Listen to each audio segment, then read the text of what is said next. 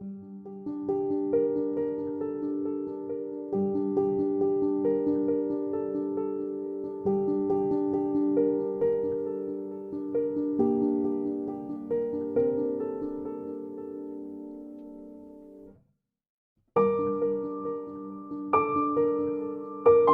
the capital city of Virginia, we have needed to turn this page for decades, and today we will.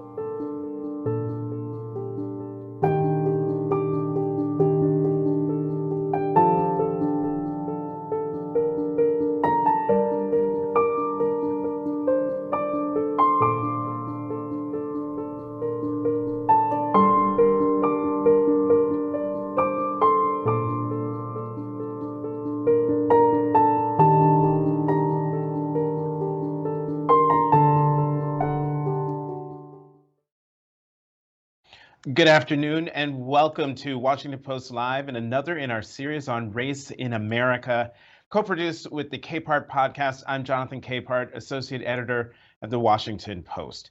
During the Black Lives Matter protests of 2020, the first-term Black mayor of Richmond, Virginia, ordered the removal of the city's Confederate statues, a move the Washington Post editorial board called, quote, a model for other jurisdictions struggling to balance racial justice with historical preservation. You'd think such a move in a former capital of the Confederacy would hurt that mayor who was up for re-election that same year. Nope.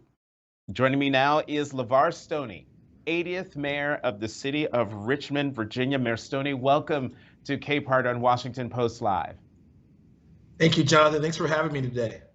Sure. So reflecting on the protests in your city in response to the murder of George Floyd, you wrote in the New York Times, quote, there are two epidemics in America, COVID-19 and racism. Since that time, Richmond has removed all of its Confederate statues. Why was it important to you to confront this history in this way?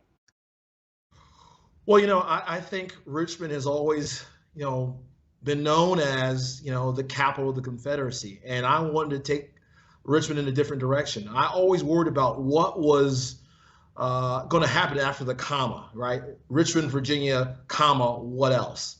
And I think during my tenure as mayor, we get to write what the future, what that chapter is all about. And for a long time in Richmond, our past has sort of been leading our present. And now I think for us, our present is leading our future. And so confronting this is always difficult because, as you know, people say they love history, but what they really love, I think, is nostalgia. Things that, what we think history was. But history at times can be an indictment. And when I realized people do not like to be indicted. But my city, I'm grateful, we tackled this head on. We know that we are rich in history, but that history is the good, the bad, and the ugly. And I thought it was important if we want to continue to remain a competitive city that's going to attract people from all across this great country, no matter their walk in life, no matter who they love or who they pray to or the color of their skin, that we have to tackle some of those ghosts from the past. And we did exactly that. Today, there is no iconography of the Civil War that stands in our city, and I'm very, very proud of that. One of the most notable Confederate monuments to be removed was the Robert E. Lee statue. Why was that particular monument such a focal point of the protests, and why was it more work to get it taken down? Well, the Robert E. Lee statue was the granddaddy of them all. I don't believe there's a statue to a Confederate general, to the Confederacy overall in the United States, larger and more grandiose than the one that stood on Monument Avenue. I think it was 60 feet high or a number of stories high, at least 4 or 5 stories high. And it is just an intimidating, grand sculpture of the Confederate General Robert E. Lee. It was owned by the state, which made it more difficult. It wasn't owned by us. We were able to start our process in July 1 of 2020, but this particular monument was held up in the court process, went all the way up to the Supreme Court. And finally, Governor Northam, before he left office, was able to get that statue removed.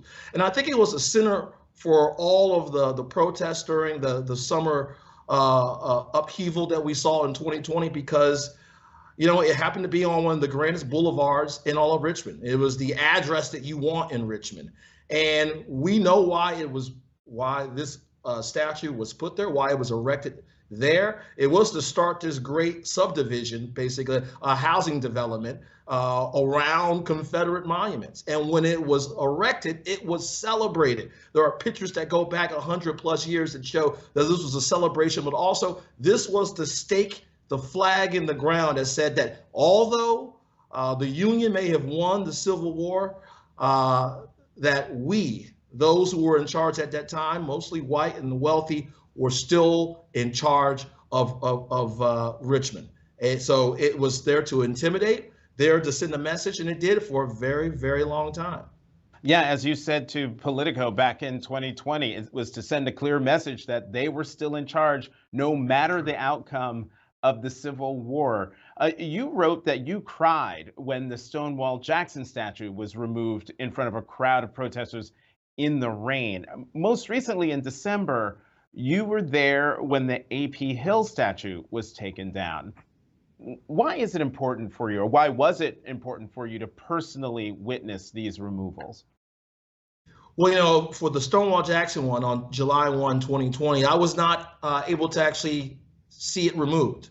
Okay. The only statue I actually saw removed was the one, the AP Hill one, the last one. Mm-hmm. The reason I could not see the Stonewall Jackson one removed because I was sort of hiding out because I didn't want an injunction to sort of slow down the progress we were about to make that day. And so they had me stay in an undisclosed location so I would not be found, so I could not be served.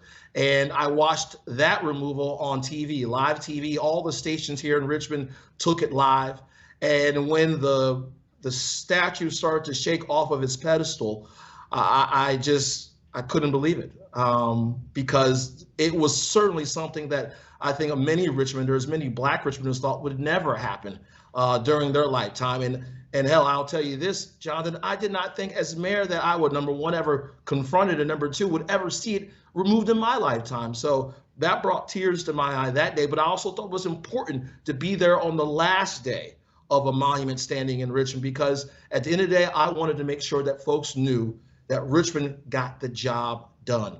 We saw all the way to the end, no matter the court, the legal hurdles that were put in our way, we got the job done, and we can begin writing that new chapter. The Post did a profile on Devin Henry, the Black man whose construction company, and we saw him in the intro video. There he is, in his hard hat. His construction company removed the remaining Confederate statues when white contractors refused. Talk to me about meeting Devin and the pushback of white constituents on the removal of the so-called war memorials. Yes. So Devon Henry, a friend of mine, I tell the story and he tells the same story, that I didn't know he was going to actually be involved in the removal. I asked for my team, my administration, to go out and seek contracts and bids for those who would be willing to actually remove these monuments. And in the summer of 2020, we got rejected all across the board, whether in Central Virginia, in Virginia at large. There were contractors who who said that their parents would write them, their grandparents would write them out of their will if they would ever take a contract to remove any of these Confederate memorials. And so when we finally found a contractor, thankfully, because he was already involved and engaged across the street at the Commonwealth of Virginia to remove the monuments, I knew that first, this took a lot of bravery, it took a lot of courage, because I knew that threats to his life, threats to his livelihood were all coming. And sure enough, he was brave enough to step up and do it. And here's the thing. It was John Mitchell Jr., who was the editor, the publisher of the Richmond Planet 2 generations ago, who stated that the Black man was there to erect the Robert E. Lee and other Confederate memorials, and it would be the Black man that would remove it. And sure enough, Devon Henry, in partnership with the city, we were able to get that removed, despite the threats, despite those who chose to and tried to intimidate us. Jonathan, I received phone calls. I know Devon received phone calls of people not just here in the Richmond area, but all across the Commonwealth of Virginia, all across this country, who their intention was to intimidate us. Said that they would come to my home and, burn a cross. Said that I was a monkey and would call me names, every name under the sun except the child of God. That's the sort of pressure and harassment and intimidation that not only Devon received, but me and my entire team here at City Hall. But at the end of the day, we got the job done, and it was well worth it. Listening to you talk about your experience, Devon Henry's experience, reminds me of the conversation I had with Mitch Landrieu when he was mayor of New Orleans and he was going through the process of removing Confederate monuments in his city. Have you had any conversations with Mitch Landrieu as you worked your way through getting Richmond to the same place as New Orleans? Well, the year that Mitch Landrieu removed the monuments in New Orleans, I was happy. I was mayor here in Richmond as well, and I knew when Mitch made the move in New Orleans that that wave would find itself on our shores. And so I started to prepare my team. I said, you know what? We have to have a discussion about these symbols.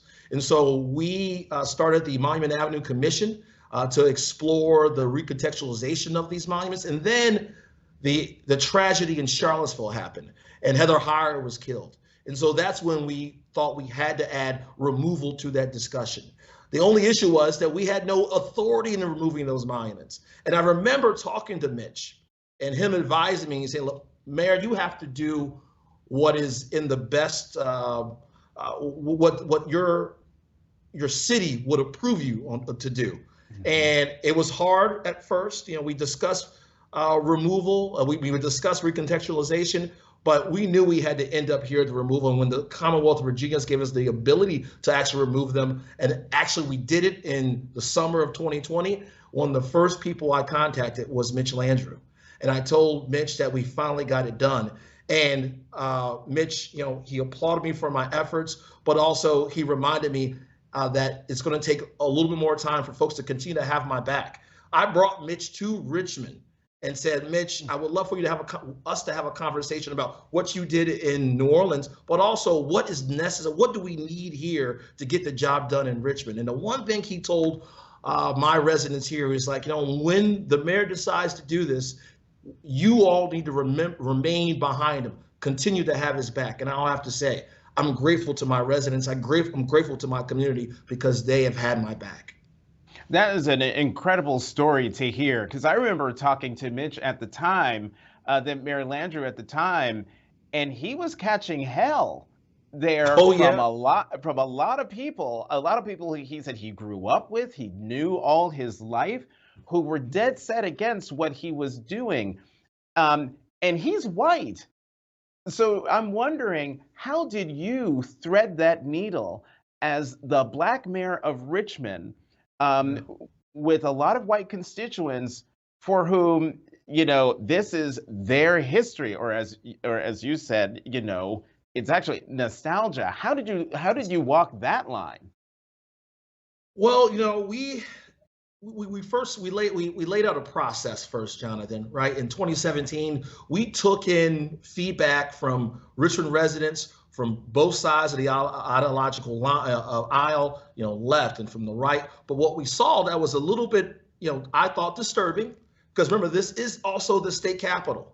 And so we had folks coming from all over Virginia who would flood into these public engagement opportunities, right? These town halls. And they essentially hijacked these town halls. They were not from Richmond. They were not taxpayers of Richmond, but they hijacked these town halls and stated how, and gave their version of history, the lost cause, as a reason why we should keep these monuments. And what they would say was like, well, why don't you guys all go over to another street and you make that street your street, right?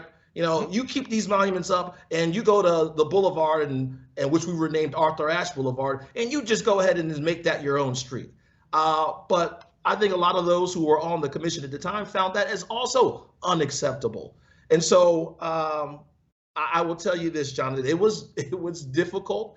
There are some people in the city who were in the small minority, I would say, who won't shake my hand to this day. And there are a lot of folks who live in the suburbs of this great city who, say that I've erased their history, I've ruined their city. But I want all of them to know that as the capital of the Commonwealth of Virginia, this city belongs to everyone. This is not one person's, one racist city. This is not one ethnic group city. This is a city for all people. That's exactly the sort of capital that we want to be, a capital of compassion that is welcoming and inclusive to all, and a place that all can belong. Now, I made a point of mentioning that you undertook all of this while running for re-election because, and you correct me if I'm wrong, Mayor, when you won your first term, it was a bit of a squeaker. It was like 1 point or something like that. It was. It was. And then you go and you do this with Confederate monuments and all the stuff you were dealing with that you were just talking about. And then you win re-election by a bigger margin in the second term than you did in the first. Why do you think I did? that? Well, it was a tumultuous time, Jonathan. I mean, we're dealing with the pandemic, we're dealing with economic upheaval, and then we're dealing with social upheaval at the same time. And there were nights on nights of protest and unrest, and at times, a few times, that protest got a little bit out of hand. We had a lot going on here in Richmond, and when my team and we went back and forth about what I could do. There were people on my team who said, "Mayor, I don't want you to end up in jail, or I don't want you to get arrested for removal." And so we waited to July 1 when we actually had the authority to do so, but we considered doing it before July 1 as well. And I will say, when I think about the politics of the situation, I've always been the sort of leader, Jonathan, that thought, elections be damned, let's do what's right. Let's do what's right. And as a son, as a grandchild of a grandmother who was raised in the South, my grandmother was raised in South Carolina. She was the woman who raised me, the woman I've seen as my mother figure in my entire life. I go back to asking the question, what would she do? What would she advise me to do in a moment like this? And my grandmother would say, baby, do what's right. Baby, do what's right.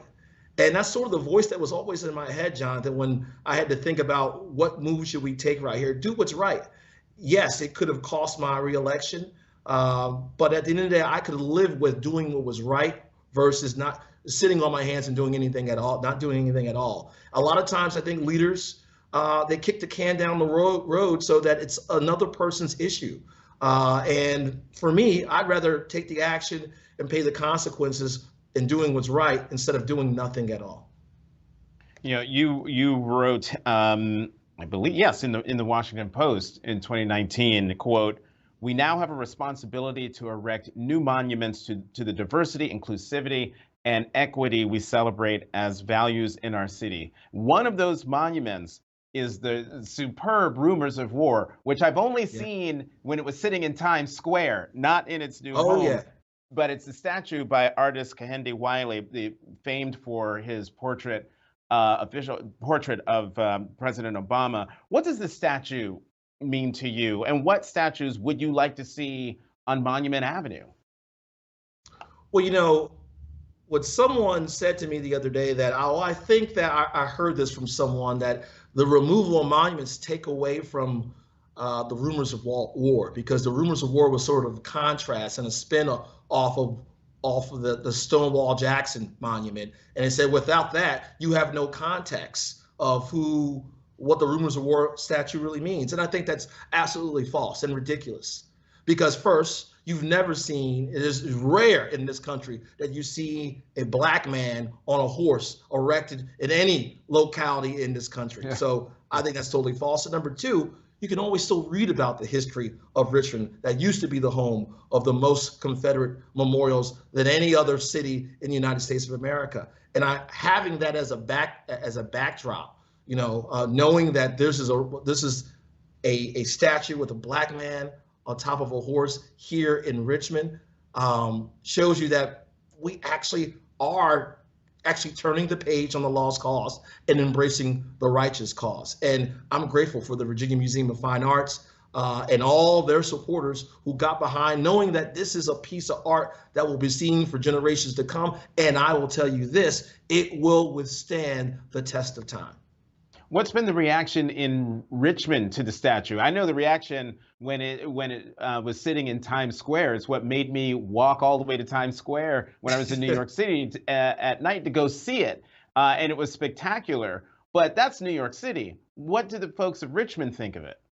If you drive into Richmond and you drive into Arthur Ashe Boulevard, named for the great tennis star and humanitarian Arthur Ashe, and you drive past the Virginia Museum of Fine Arts, and sitting right there out front is this grand statue to the rumors of war, Kehinde Wiley, you will see passerbys, taking pictures, taking photographs in front of it, because it's just that beautiful of a sculpture. And so it's been well received by our community, so much so that when we are in any of the top 10 places to visit in the country, mid-sized cities, people always highlight, you got to come to Virginia Museum of Fine Arts and you got to check out the rumors of war. So I would say it's been received with open arms. And when I think about the future, as well, Jonathan, in terms of Monument Avenue, right. People say, well, what else would you like to erect on Monument Avenue? I'm going to let the residents of the city decide that for the future.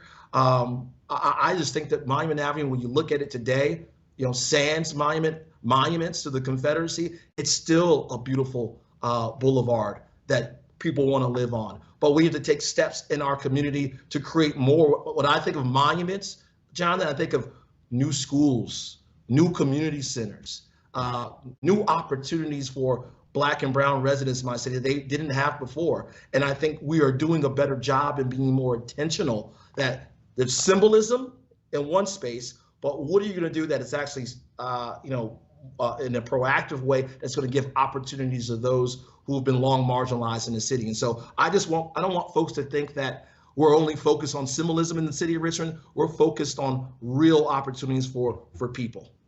And that is an excellent point. But I'm going to keep you on the symbolism front, because we have an audience question, and a question from Vermont, from Paul Growald. Paul asks, do you have plans to honor some of the individuals who were enslaved in Richmond, especially on Monument Avenue and in other locations where monuments have been or will be removed? Well, you know what? Right now, we're working towards that next chapter on how to tell this full story of Richmond. Right? For so long, we've been focused on 4 years of Richmond's history, and those 4 years were during the Civil War and the Confederacy. So as we move forward, we're going to focus on telling the full history of Richmond, and that includes slavery. People don't recognize that Richmond was the second busiest slave trading post in the United States of America, I think only second to New Orleans. And so we have an area of downtown Richmond, which is the Shockoe Bottom neighborhood, which is where a lot of the enslaved were bought and sold and killed, whether they were children, men, women, and children. We're going to tell that story in Shockoe Bottom, and we're going to get that start with an $11 million philanthropic grant from the Mellon Foundation. We're actually going to celebrate that tonight as part of our Black History Museum, our Black History Month celebration. And we're going to talk about how do we create an immersive center in downtown Richmond that tells that story of the enslaved that helped build Richmond, that had a significant hand in building Richmond, but not just Richmond, the entire Commonwealth of Virginia and beyond. And get your reaction to something, because there are a few Confederate symbols that still remain in Richmond, right? And one of the things that a lot of folks were hoping that then Governor Ralph Northam would do would be to, get those out and done and removed before he left. Now the governor is Glenn Youngkin. Northam being a Democrat, Glenn Youngkin being a Republican. And in a Washington Post story in December of last year, it notes this: Governor Glenn Youngkin has shown no interest in picking up the baton with a spokesman saying via text that the governor believes, quote, "We must resist the movement to cleanse our history." Your reaction to that quote? I think that's it. I think the governor has failed when it comes to telling the full history, the account of history in the Commonwealth of Virginia. He says he wants to tell the good, the bad, and the ugly, but when it comes to these history standards and the history policies, rewriting the curriculum for history in our K through 12 system, his Department of Education has gone through 4 or 5 drafts during this process and sort of has whitewashed or erased sort of the Black history and the contributions of Black Virginians in the history curriculum. And so, when I think about where our state has been, and I think about this whole, we had a guy named Walter Plecker who was the state registrar for vital statistics. He essentially eradicated a whole race of people, and the indigenous people, the native Virginians, out of the vital statistics. No record of their past because he said it's either white or colored. Or you think about the fact that Richmond still remains the home to one of the largest slave burial sites in the country here in Richmond, where people just paved over it and built over it. These are stories that should be told to all of our students who go through our K through 12 system, but they're not being told because I think Governor Youngkin believes that people becoming a little bit uncomfortable, people feeling a little bit of that indictment is a bad thing for his electoral chances in the future. Here's the thing. I think that we need someone in charge of this state who's willing to make sure that all the contributions of Virginians should be told to all of its people. And this month is one of those months where we will obviously lift up some of those stories here in the city of Richmond. And I think we need to do that in Virginia as well.